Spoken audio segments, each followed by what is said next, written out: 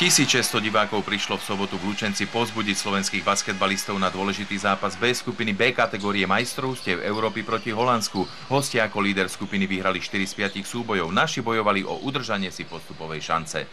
Chceli by sme vysunúť našu obranu, hrať agresívne, aby lopta sa nedostala pod náš koš, pretože tam majú výškovú prevahu hráča z NBA, takže hráme doma, veríme si a chceme hrať agresívne.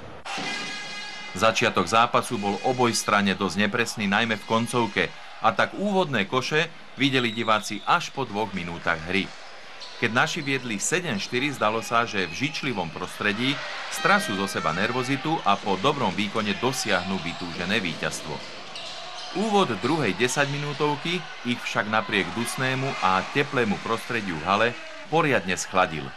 Holanďania totiž rýchlou rozohrávkou dokázali nájsť voľných strelcov na obvode a tí pomohli získať postupne 9-bodový náskok.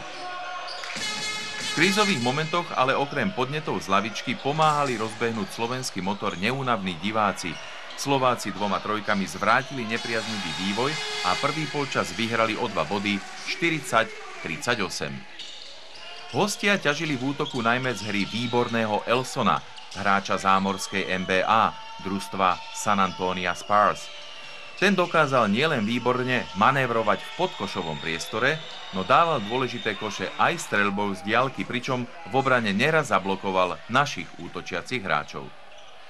Naši väčšinu stretnutia iba doťahovali náskok súpera, no postupne sa chytili Rančík s Gavelom a práve ich strelecká produktivita a bojovnosť celého tímu rozhodli. Zlom v zápase priniesla aj zvýšená agresivita v obrane z našej strany, hoci sme prehrávali v 35. minúte 62-68.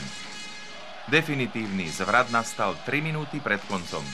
Vďaka sérii niekoľkých košov Rada Rančíka otočili naši stav na 74-72.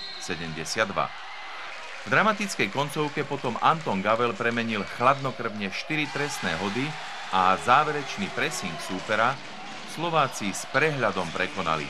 Bodku za duelom dal Martin Sýkora, hráč domáceho Lučenca, a tak slovenskí reprezentanti vyhrali nad Holandskom 80-75. Bol to veľmi ťažký zápas až do konca a myslím si, že keď tým zvládne koncovku tak, ako sme my zvládli koncovku, tak môžeme vyhrať určite ešte aj nad ostatnými supermi.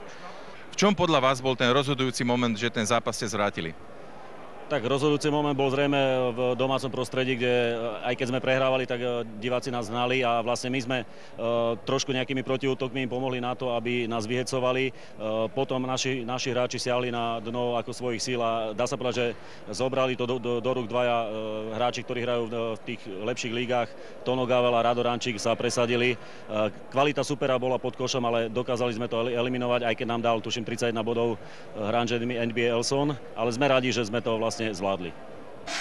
Ak si chcú naši udržať postupové šance, musia oba záverečné zápasy v Albánsku i doma proti Bielorusku vyhrať, pričom musia čakať aj na výsledky ďalších súperov.